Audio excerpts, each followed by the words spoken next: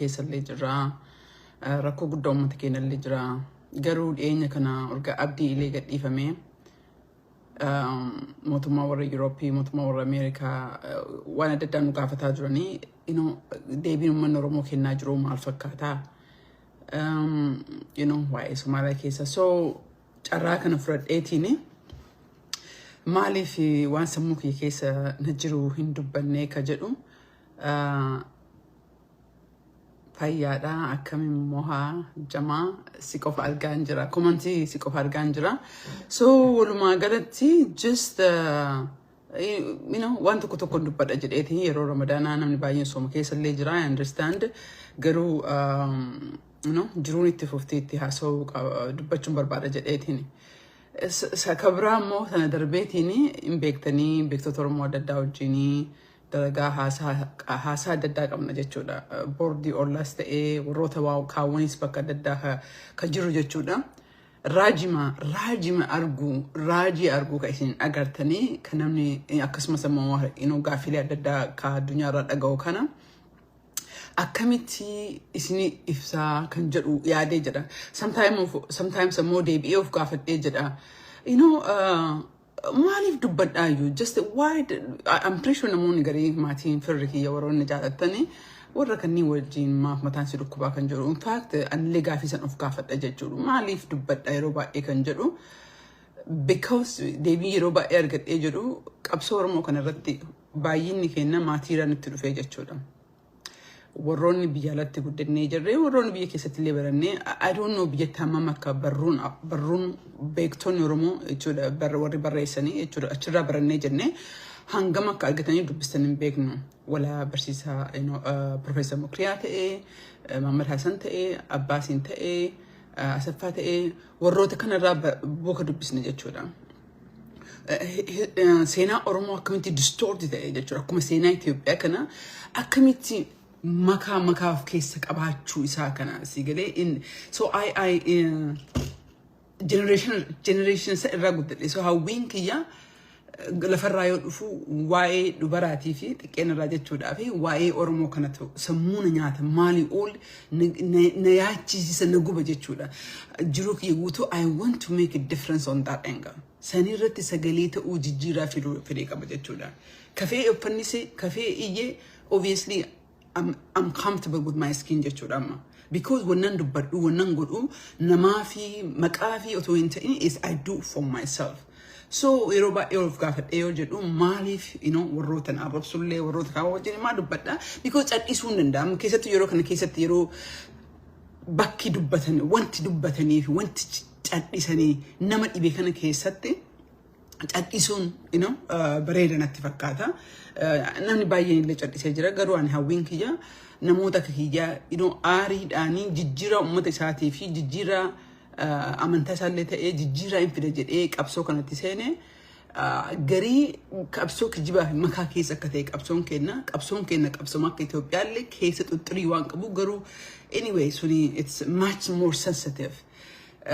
Kanaafuu warra EU'tiif warra Ameerikaan akka isin turtaniif dhumarra isinitti himaa jechuudha waa'ee abdii ileetii walitti qabate. Garuu jalqaba kana ofumaa kiyyaa dirree kana sirbaa jechuudha. So maal argisitti fakkaata Oromoo keessatti beektota Oromoo wajjin illee jechuudha. Waan ajaa'iba yaa dhiiroo yoo fakkeenyaaf amma faannoon Oromoo qaltu yookiin amaara Oromoo qaltu we don't justify research nun barbaachisu amanuudhaaf jechuudha. Gaafa Oromoo qale ammoo gaafa san gurri keenya hin dhagahu. Sababa amantiidhaanis ta'e sababa gandummaadhaanis ta'e gaafa Oromoo hatu gosaan jechuudha. Amma fakkeenyaaf bakka hedduu keessatti waan dhiyeenya kana waggoottan lamaan kana bare ani completely na jijjiiree jira. Qabsoo Oromoo kan itti guddadhee fi waggoottan lamaan sadan darbeen kan argee jedhee it's just addeebsameedha jechuudha. It's gonna be difficult yeroo tokko dubbachuu irratti. So maal isinitti fakkaate kana qunnamee jedhe jechuudha. Gaafa keenya ta'uu kijiballee kaaneef deemuuf deemna. Gaafa ammoo victimizeriin Oromoo ta'uu dubbatina sanachitti qabaa jedha. Garuu ana akka nam tokkotti نميدي نتد أجهمي جريجور كتبان نكجنا أولانتم ما نقدمو أورموني رجوما والكتم ما في أو ما بيجو فيتي سبب فيتي في أي ما فيتي أك سبب براك كده جرات شوفي أكما ورون كريستانا مرق كابو بيجا سنكيستي مسلمان بريك أباني واقفتها مرق سنيو كان كابان نتاني بلسما تكورتي تكوفت تنجرو. That is one thing fundamentally كانوا قالوا كابو بيجوتنا ويستي كانوا ولا لجن سيرة تجرا سير كوني أباك أبين ياتي في اللي إذا هي سافي إذا أديدا في إذا براتشا إذا دبراتي إذا كذا سير هنيب دلنا قالوا يو سير قاف فيرا كينته قاف جند كينته سير سوني وجيرا كن أول بربانا قاف يوكي إذا دينا جنين إسي أمن تابرا جنين وجيرا أول بربانا إيرو بكمرت كان أرجع نورمو كيسته.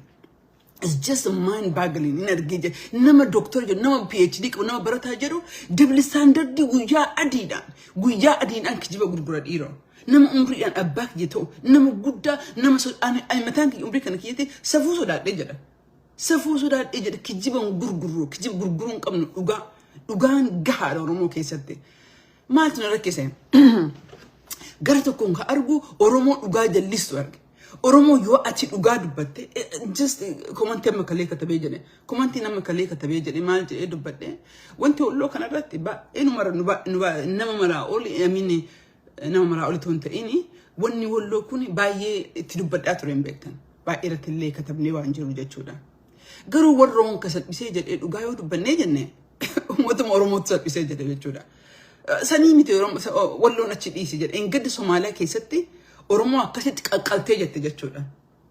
Gaafa mucayyoon duuta dubbanne ijoolleen torban sun deebitee qaqqalamtu jechuudha. Because gaafa Oromoo ajjeesa namni irraa dubbatu tokko hin jiru.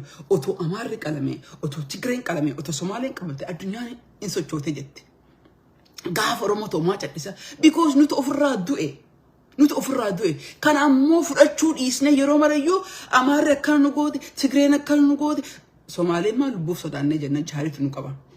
But in a radu but danger why abdi little jechuudha akkana akkasodaan namoo hin beekne jechuudha so maatu na rakkise gara tokkooni double standard nu keessa jiru kijiba nu keessa jiru argeetiin natti dhagaamee jedhe gara kaaniin ammoo akka carraa ta'ee hin beektani bakka hedduu marii duratti hin argamee jedha impact dhaabni tokko kan keessa jiru dhaaba sabaaf sablammiiti achi keessa taa'anii yoo dhugaa Oromoo jallisan du'a Oromoo achi yoo garagalan miidhamiinsa Oromoo gadi laaffisan sunillee na gubee jedha so it personally waggoottan lamaan kun na jijjiire qabsoo Oromoo irratti jechuudha what Oromoo need is equality garuu Oromoo keessa kan hin jiru maal argee jedhee cadhistee yoo ati teette namni sitti himatu hin jiru namni si komatu hin jiru beekton Oromoo jechuudha wanti nu goontu baa'inni wanti Oromoo keessatti godhamu na laalaadhaaf godhamee jedha dhiiroo barnu kana godhaa sagantaa akkana qopheessine jenna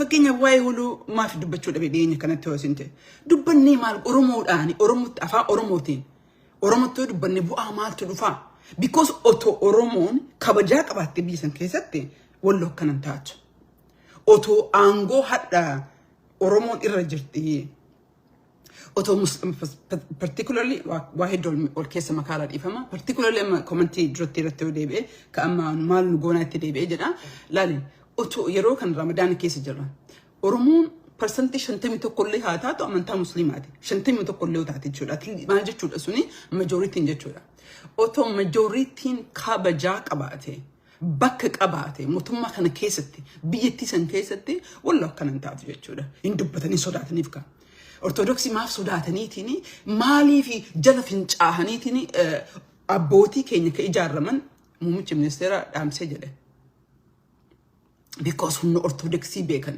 fincaanii jira eenyutti dubbatu garuu otoo waaqeffata gubiinsa ta'e eenyutti suni haa gubatu raayyoon dubbatinaa suni because waaqeffata lamaan tokko yoo Oromoon gubdee jette suni raayyoo dubbachuu hin qabnu because suni sensitiviidha suni of eeggachuu qabna bari ho Oromoon Amaarri gubdee oloo nu qaba dhaban yoo Oromoo gubuu sababa amantaa ani irraa cadhisuu barbaanna yoo kaan ammoo na qaba na gadhiisa jenna so anyway commenti jettoo deebi'ee jedhu wallo kamiidhama nuti afaan Oromootiin isinitti dubbanne bu'aa maal qaba nilaalaa ta'u malee commenti warra haafira taanu no أوتو كبجاك أبان نبيسن كيست كبجاك أبسي سيرو إنه ولو تأي ولقة تأي شوا تأي أرسي تأي ورقة تأي أورمو دا بكمرة تيجوك أورمو فيت أجر أورمو على هنجرو كان أمو رياليتي فوني أوكي أورمو أكمتي راكو كان كيس أبان جنيه دبتشو كمنا كان أمو أكن دبن بيا لا كانت أنيتني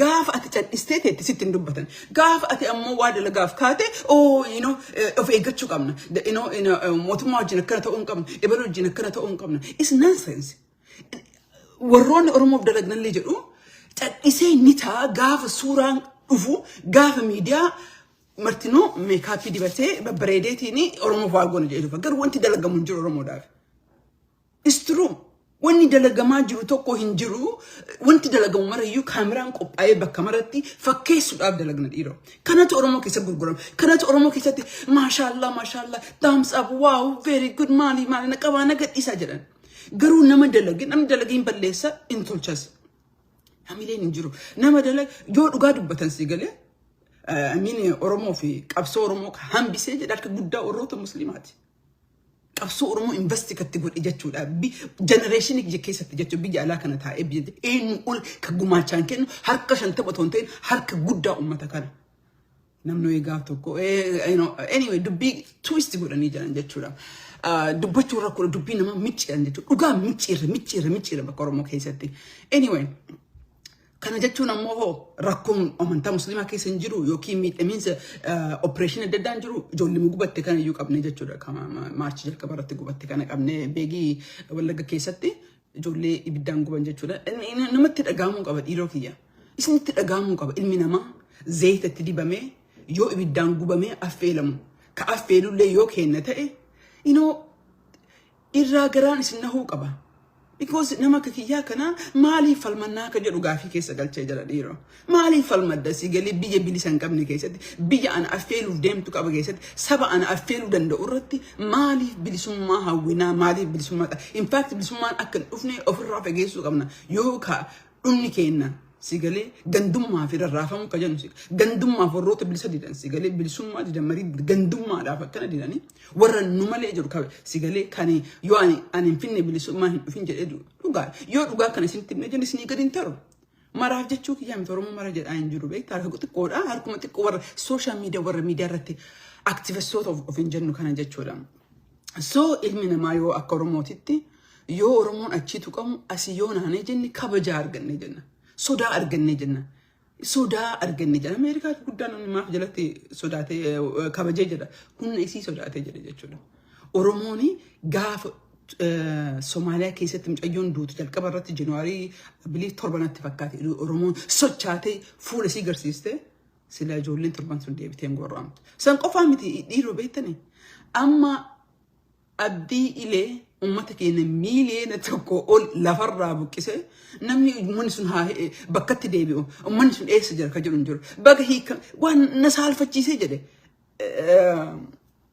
ka warra iyyuu fi mootummaatti deebi'ee jedha anyway just na ajaa'ibee jedhe garuu hoo gaafa saba Oromoo ala ta'e saba Oromoo ala yoo ta'e martinuu hin cadhise Oromoon gara biraa laala gaaf intalti Oromoo yookiin ilmi Oromoo tokko dubbate naqabana dadhabaa jedhan naqabana gadhiisaa isiin gurguramtuudha jedhan wanna kan jijjiiramu yeroon dhufaa jira yeroon seriously anuma mataa kiyattu sigal it's time we act different we do different reality wajjin dalaguu qabna because ka ammatti godhaa jiran ka argaa jiru an keessaanii leeraan ka argaa jiru statementii kamtu jira mamee waa'ee abdii leeratti hin gammaddanii Amini umman kene milen lama la farra buqqee dhibaatamaan du'ee namtichi kun kayimatameef waa orthodoxy teefiya haa ta'u gar marmoo wanu himatameef baga hiikame jettaniitiin harka dhufne jenna yaa dhiiroo ummata akkamiitiin jedhee bar obboleeyyan keenya Soomaaliyaa keessatti ani ijoollee dubbise jechuudha maaf waa'ee Oromoo dubbatan jedhii waggaa 5 dabre mootummaa Soomaaliyaa laandeetiif Itoophiyaa walii galtee Oromoo baqataarraa cuftee jette Mali fi du'insa Oromoo dubbatan jiraniitiin namni hojii irraa ari'amee namni rakkoo guddaa keessa jira dhiiroo ummanni keenya Soomaaliyaa keessa ka jiru baha Oromiyaa irraa dhufe harki guddaan baha Oromiyaa warroota sababa abdii ileetiin buqqa'ee jedhe baga bahee jennee gammaddanii jettanii garuu akkamii dibdhumoo nama moo maal ka jedhu na gaafachiisa nama akkamiirraa dhufne كان أمور الدبي كدوب في روبا أكتين تلوفي ديرو أكتين تلوفي because مراتوني ونمكالي قد أني outcome براي قد أسيقلي كرا مكالي ديمني speedy مكالي ديمني اتين ديمني تجيرا ما إيجنا جتشوني سوني مراتون جتشون سني مراتو ويالومتي مراتو ونمكالي قد أكو مكالي تيساني تيساني إيرو we have to analyze وروني شير قوتن وروني كومنتي قوت قرين شير النجرة شير كرا أمانتيتين كرا قندوماتين كرا موتوما كان جل قراني شير أنا مبلس وقول نجرة قرين أمو جدو كان كيستي كدوبين maybe قليفي maybe قلوباتي إنما اللين قليت شو نندت because يرون كن يرو it's a very transparent يرو كجباتي مت يرو كجبان نمت واقول براني مت يرو وقادو بتني رجعوا دندان قفا جتشولا كومنتيك يرتي أكملتي ورا مسلمات أكو مسلمني كوجاك بعدتها ولا كان أنتاتو يجولا هشوف في وانت في أبان بربادة كم بربادة رومو قال جتشو رومو كان كيساتي أنا ورا كاون دقت يمدي specifically ولا special case كابتي قالوا سني فكيسو فكنا قتشو بوان كابو كان بربادة قالوا نمني بعدين كان بربادة أفهم روموتي واي ولا سنتي مي فايدان كابو because ومن الرميديا أنا مرة رادة جدا سلا كفايدة كابو وابرون جراتي جتشولا واي أرتوركسي رميت قواتكو وانا سنا جايب سيجلو كومنتيرة اللي وانا أرجيفينو أبو توموتومان كوموتوما أرتوركسي ور أبوتي كين أبو كغرغريجر أبوتين كين كانوا جالا خاني جنة كانوا جالا فيجنة جنة كانوا موتوما اتيبين والغرغرتي جت يا إيرو that is the truth كون أتشتي جري كون أسافي جري شن تكوفا أكسبتي قولي أرتوركسي كذا تقول غرغرتني جتن مسلمني واقفة نمني أرمو جلك كأي شولا أو غرغر سن تكو أكسبتي قولا لما تامو مرة كنيسني فكات ريبورتي وين ستيت ديبارتمنتي بيرون أمانتا كباسو تجرا international interfaith كجرامو وروني أرتودكسية بأمريكا كانوا يندلقنوا الرابطة اللي تاني سو إيرو بالريبورتي ما أم نيفر موتما بيرو ستيت ديبارتمنتي وأي منتيرا نقابتي وأنا مقامه ما إرياكي كنت أتوقع لبا سامويل مقال أن مقال ما الأون جالدو نما هيدو كبجو نما هيدو أورمو جد إجرو إسا إيسي وجمان كنّي جد إني هادو بتيجنو information فاكسي أورميا كيسا وكتشون ندام نمني هنيا فيسبوك يرتد فيه كجيبا بالرئيسون تقو يودو إساقل كايون ساقل يودو إلا ما تقوت ديبسي كجيبان يرو ميك يرو ميك بيت بالرئيسني واي أرتودكسي را ريبورتي قد شدد أمني جنة وقاعد بري تني رجال كبا أرتودكسي سنة ستيت ديبارتمنت يدبني because نقافتو إلى الشورمو مالي one day ما جرو أكمل تمير ما جرو أكمل إمباسن كيسة تورون إمباسن كيسة دلقن أرمو أرتودكسي أكمل إجار رمني قوتش جر قرن أسي ستيت ديبارتمنت أتشي كتابي أتشي لكي سنسيتيفي دا سببا جري أمتي واي أرتودكسي شفت جت ديرو كأنه تكبر رئيس جون دندو ونوم تكو يوهم برئيس ونده أفانيني أوديسا أولا جرو أدود أوني تونجرو ديرو أدود أوني تونجرو جاتشولا كون غرغريجي أرتودكسي أرموتي كان أفوز أفتيتي نابو كل أثر غرغرتا إنه سكادو بتجدو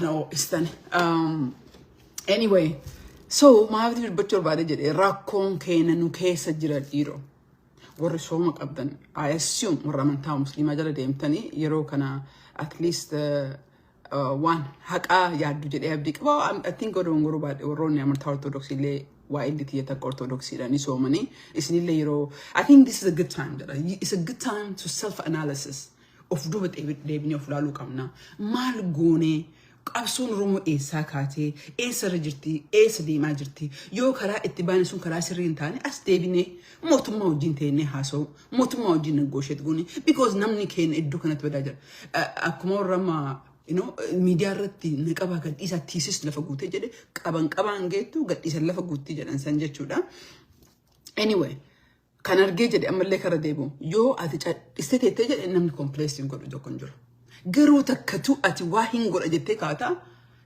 كول جيمة يود فين بيهنا وان برات فتنتي object أكتين دلنا نوجي سأبو فيجرا they have shaming كاباني سيجلي أنا كيادك نم تكو سيجلي كأبسو تكو ريون جراني كأبسو سنم تكو إذا تكراسني بس جي وديم جودن ده كنو رابني كي كنا دولار كي كنا ربي كراسي يا قجي جوجد ديمو ملي أكمل نم أفودا أورمو كيس مو كاين نرجع سني بقى أتيودا لقوا فكاتي قرقرام تقول كنا this is what it is. I hope shackle. This is a shackle. Shackling رجل جتوا. It's a shackle. You at the لقوا فكاتي مكاسة قلت مي It's a shackle that I'm trying to unshackle myself. Anyway, وكمان تيجي كبر رفت العلاج راسرتي. It's just mind-boggling. Truly, what you got to but any journey. At Romo code, at Jibbin Samantak of that one, Jibbin Samantank of the Makiami, then Amantanki, Amantanki, you can go wild length, you go batajani. Namja of the batajura, or Ron and Amantajara, the Mugubatajara, Zeti and a Felamanijani. Any to the batajara.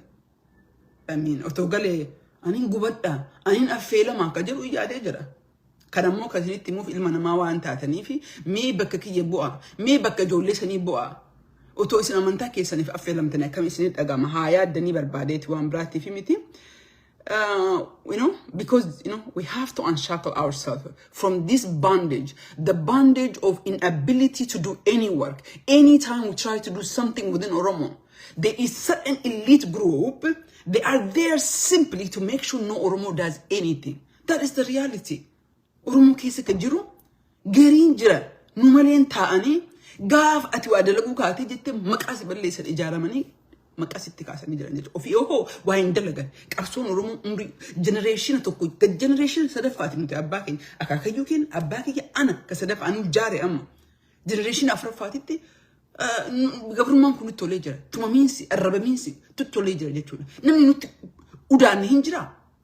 Namni Oromooti udaanne ni jira because of wiika ofii keenya wal gurgurra kaan ni salaanne jenna keenya ammoo salaatu hin dandeenyu keenya wajjin gadi teenye mari'achuu hin dandeenyu keenya wajjin gadi teettee mari'atte mootummaa kan angeessita jedhan. No, we have to end that shackle. We have to change our approach. Anyway, ka abdii ileetti deebi'ee isinii fixee jira jechuudha. Kana maaliif fixee isinii dubbate isinii fakkaate it's very sensitive dha. Warra EUti warra Ameerikaatti nu gaafate Oromoon eessa jira waa'ee kanarratti ka jira jechuudha. Riiba madaagata dagomachiisa jedhe. Maal jettanii gariin keessanii TikTok irratti baga baate jettanii celebrate goota namicha yakka akkanaa godhee jedhe maalaa jennu yaa dhiiroo na dhibee jedhe. Official statement akka ollaatitti commentii tokko barreessanii jiran natti fakkaata.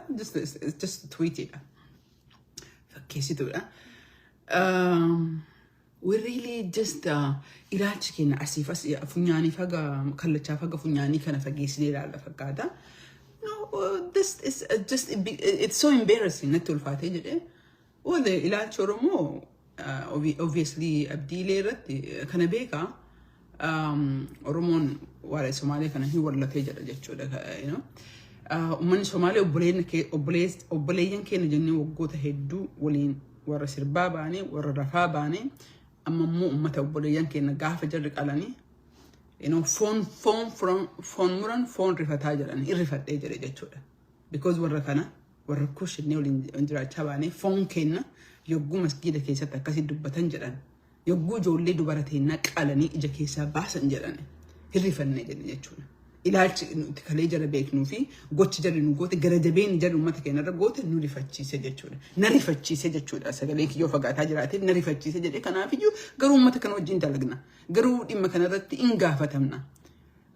Akka isin dhageettaniif akka Oromootti namichi kuni wanni inni hidhamee fi politika ortodoksii waan itti aalee jiruu fi muummichi ortodoksii ittiin gammachiisuu fi namicha kana hidhee jedhe. Because himannaan isaa aniyyuu baay'ee jala deemeen beeku himannaan isaa waa'ee gubicha churchii ortodoksii miidhamii warra ortodoksii irra gahee irratti buqqisiinsa uummata Oromoo miiliyoona lamaa suni du'iinsa uummata Oromoo sunniin immoo eenyutu dubbata dhiiroo eenyutu dubbata jechuudha. Somaaliyaa keessatti hadha warri achi baqatee Somaaliyaa keessa jiru spy yookiin ammoo maal jedhamu warra spy godhu okay maqaan alaa badee spy taatan jedhamanii deebiin achitti illee ganda keessatti sossoqamaniitiin ajjeefamaa jiru jechuudha. Dubbataa jirra. I mean, waa'ee biraa irratti bashannanuun bareeda haa otoo goone garuu politikaa biratti yoo dhufnee jennu we have to be sensitive. We have to be careful dhiiroo. we have to be careful jechuudha. I'm so happy nama hundi dubbanne warroonni amantaa musliimaa irratti sagalee dubbatan xiqqoo waa'ee walloo irraa dubbataa jiran. That's very good because yoo isin dubbattanii jettan laftiin socho'ee jira. Yoo lafti socho'ee jira mootummaan kun dirqameetiin uummata walloo kana waa godhuufii danda'a. Achi adde seenaan asitti dhufteetiin social media irratti walloo sagalee haa taanu walloo akkana haa taanu sun maal gochuu danda'a dhiiroo? Because that is a modern of a sababa social media ittiin of mul'isnu like ittiin argannu dhiiroo jechuudha.